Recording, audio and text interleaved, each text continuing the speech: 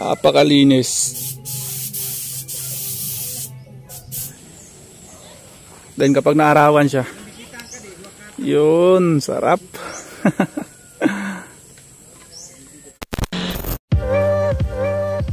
Alright, good day mga Choy. So medyo matagal-tagal na rin na hindi tayo nakapag-content dito kay King Bob. Kaya for this video, papalitan na natin ngayon yung kanyang fairings. I mean yung kanyang, ang kulay ng kanyang fairings. Ayan, update dito kay King Bob. Ito na yung itsura niya ngayon. Maraming kulang na pyesa. Walang karburador. Ayan. Then wala din tayong caliper, disc. Ayan, brake master lang yung natira natin. Then ano pa ba yung kulang dito? Ito pala, shifter, wala na rin. Then yung pipe, andyan lang sa loob. Tinanggal ko kanina kasi kinabitan ko siya ng center stand kasi medyo hassle yung paddock stand eh. Then outer tube, ayan, kulay itim na yung outer tube natin. Ayun, ang ipalit pala natin dito sa kulay sa kanyang body fairings mga Joy. Itong kulay itim, palitan natin to ng pearl white. Then yung carbon fairings niya, itong batok, kaulin tsaka yung front fender, ang ikulay naman natin is candy yellow para lalabas pa rin itong kanyang pagka-carbon. So candy yung ikulay natin dito para visible pa rin yung kanyang carbon. Alright, rekta na tayo, tanggalin na natin itong decals.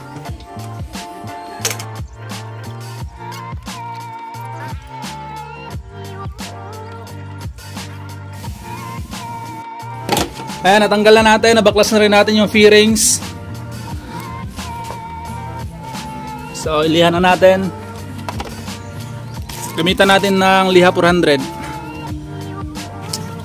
Ito, chinilas lang to. Kaya lagay natin yung liha dito. So, ang purpose nito para pantay yung madaanan ng liha.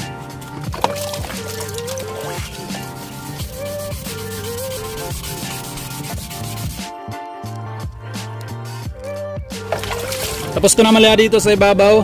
Dito sa labas. So, dito sa loob, iliha ko pa rin siya ng 400 kasi i-repaint ko to. Balik kukulayan ko pa rin to ng pearl white mga Choy. Pearl white dito, pearl white dito.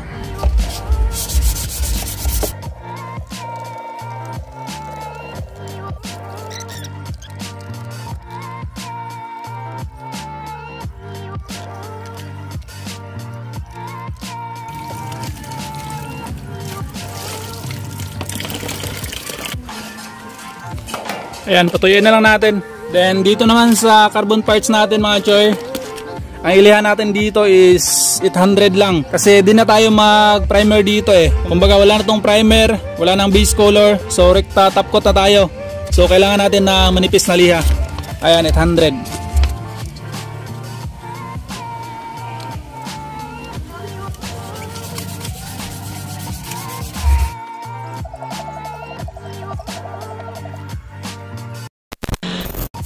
Ang gamit ko na primer is Ansal na spray peeler, yung gray.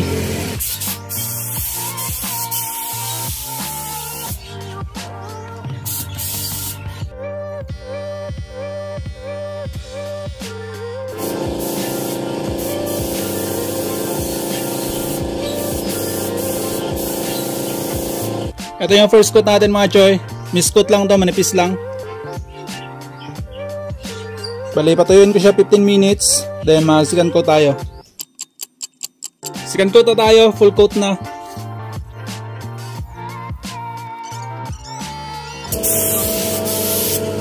Good sa yung second coat natin mga Choy. Yan, makapal na yan, full coat yan. So patuyuin na lang natin to, full cure. Saktong-sakto, alas 3 na rin ngayon ng hapon. So sakto to bukas kasi ililiha pa natin to.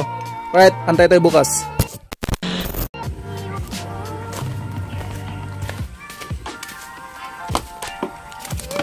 Alright, second day na natin mga Choy. Ayan na, tuyo na yung primer natin, all goods na. Makinis naman pero kailangan pa rin natin to ilihan ng 800. Pero di na natin siya i-DN. Kumbaga soft sanding na lang yung gawin natin dito. Mabilis na lang to.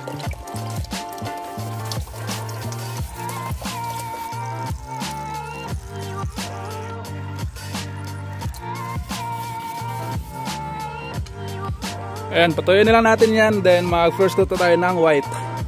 Alright, first coat tayo mga Choy. Bali, unahin muna natin dito sa loob. Bali, isang spray lang dito sa loob. Medyo kapalan na lang natin. Yun nga pala, ang gagamitin natin pintura is white. Plain white lang na Ansal.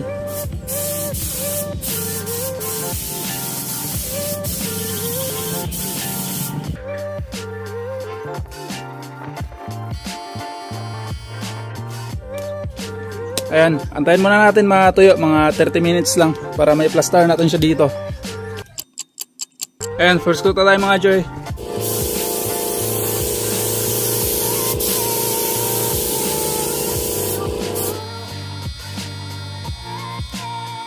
Ayan, ipahupa muna natin mga 8 minutes lang, then mag second coat tayo, full coat na.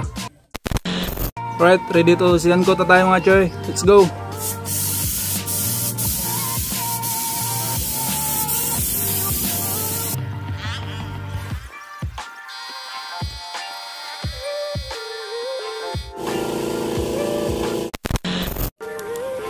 All good sa ito mga Choy.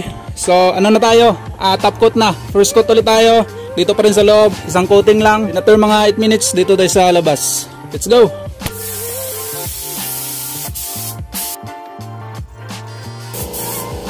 Ayan, first coat na tayo sa ibabaw. Yun nga pala, para makuha natin yung pearl effect nya, naglagay pala ako ng powder. Ito, mega powder ata tawag dito. Nabili ko lang to sa Shopee. So pearl white siya. Then ang gamit ko na clear is Ansal na Casio Top Coat Clear.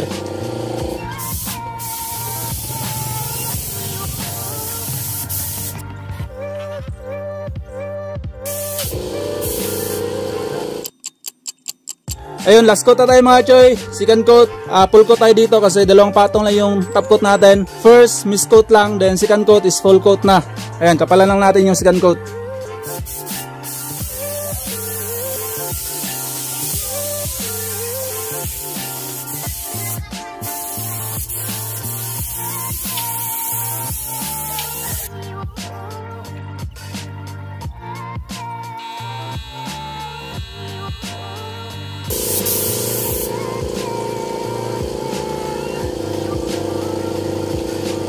Yan na mga Choy, tapos na yung full coat natin.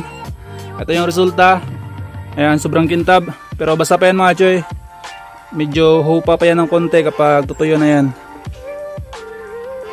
Di nga lang gaano klaro yung pearl kasi iba kasi yung kuha ng camera natin, then medyo madilim din. Pero try natin ipailaw. Flash. Yun o. Ayan, kitang kita yung pearl. Yan yung effect ng pearl mga Choy. Ayan, patuloy na lang natin to, 24 hours, balik tayo bukas. So dito naman tayo mga Choy, mag first coat tayo dito ng top coat lang to mga Choy. Yung ititira natin dito top coat lang, pero hinaluan ko siya ng toner na kulay yellow. So ang magiging resulta niya is candy yellow. So ayan, dito muna sa loob, isang coat lang, full coat agad.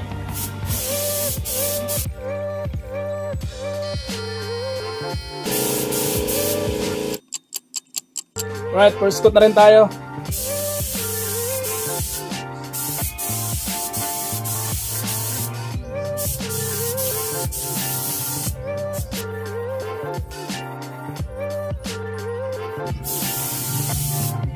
Ayan, mga 8 minutes again. Second coat tayo, full coat.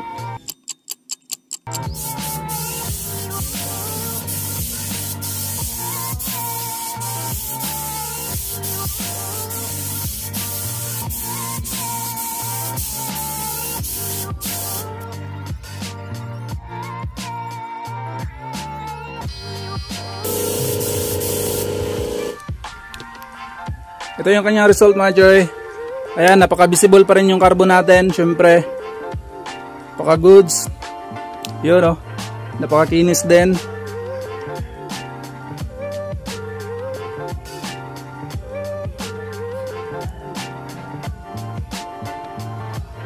Yan. Medyo madilim nga lang dito mga Choy, kaya masyadong dark yung pagka-yellow nya. Alright, good morning mga Choy. So day 3 na tayo. Ito na yung gawa natin, yung finished product. Yun, napakaangas mga Choy. Mapapashoot ka talaga. Sarap sa mata. Yun o.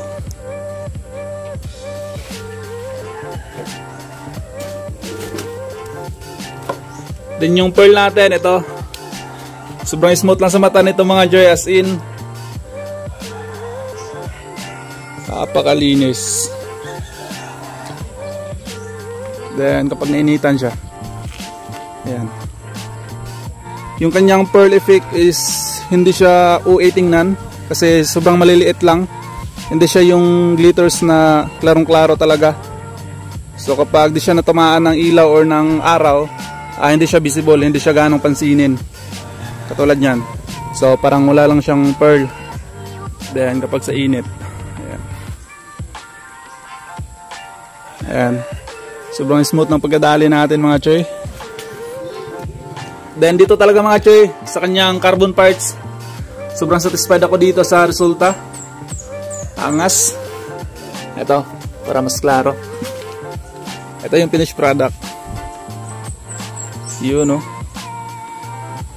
Napakaangas. Sarap sa mata talaga.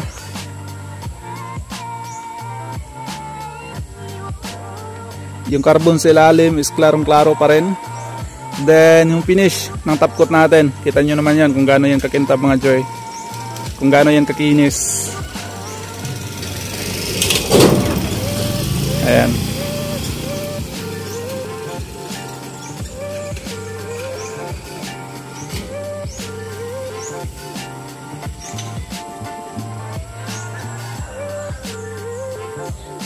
Then kapag naarawan siya, yun, sarap.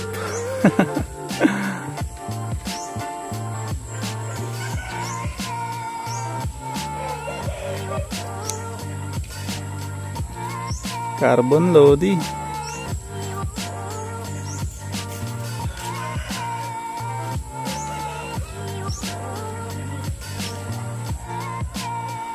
Hindi na siya amoy pintura mga choy, kaya pwede na siya ikabit. Yung pintura kasi sa loob ng 8 hours, pwede na siya ikabit kasi tuyo na siya.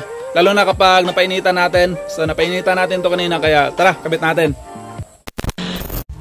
Kabit natin to kanyang mga rubber mga choy.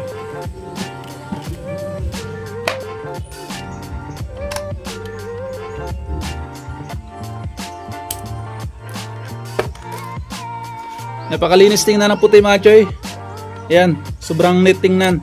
Then yung ginawa nating puti sa ilalim, ayan, effective yung ginawa natin na kukulayan siya ng puti. Kasi napakalinis tingnan. Ayan. Linis tingnan sa ilalim.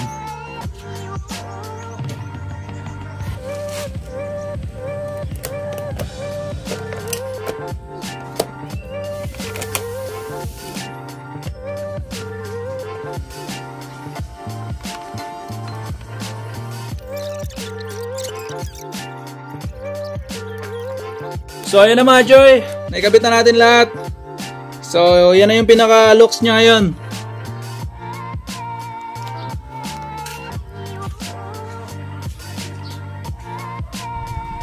Ayan, medyo nanibago ako sa kanyang kulay mga choy. Parang yung kanyang colorway, parang nanibago ako. Tara, labas natin para klarong-klaro talaga. Ito na mga choy, yung pinaka looks niya kapag nasa arawan. Ayan. So para sa akin, di ko maintindihan kung ano yung nasa isip ko. Hindi naman sa napangitan ako sa kanyang kulay mga choy. Yung ano lang, yung colorway. Dahil almost red lahat yung pyesa natin eh. So medyo conflict para sa akin yung kanyang kulay. Paano ba? Yan yung pinaka-looks niya mga choy. So pag i-comment ka mga choy kung nababagayan ba kayo dito sa kulay niya ngayon, kung maganda ba para sa inyo. Pero tingnan lang natin mamaya mga choy kapag may kabit natin yung decals niya sa next content. So abangan nyo yun kung babagay ba yun sa kulay ng fairings at sa red natin na ibang pyesa. Kasi ang kulay ng decals na yun is merong red, then meron ding kulay yellow. So tingnan natin kung may kabit natin yun, kung bagay ba. At syempre, montage muna din, shoutout tayo.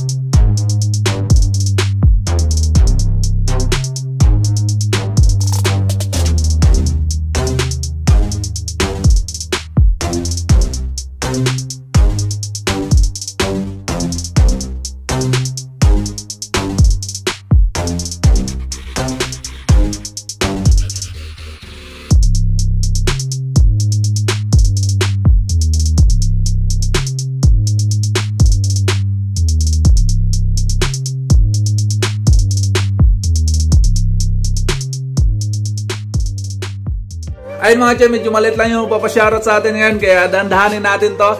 Shoutout nga pala kay Boss Jan Ramos at kay Remark Sinilio from Palawan, shoutout po. Shoutout din kay Jason Balaket from Bulacan, saang Bulacan kaya to, kaya shoutout sa iyo boss. Shoutout din kay Patrick Barlison, Foodla, shoutout nga pala kay Lutilia Edralin Jan. So yun lang mga choy, abangan nyo yung next content natin, yung pagkabit natin sa bagong decals ngayon ni King Bob. Sana babagay sa kanyang bagong kulay. At kung hindi ka pa nakapag-subscribe, mag-subscribe ka na para abot na tayo ng 100k. So yun lang mga choy, ride safe po sila lahat. Peace!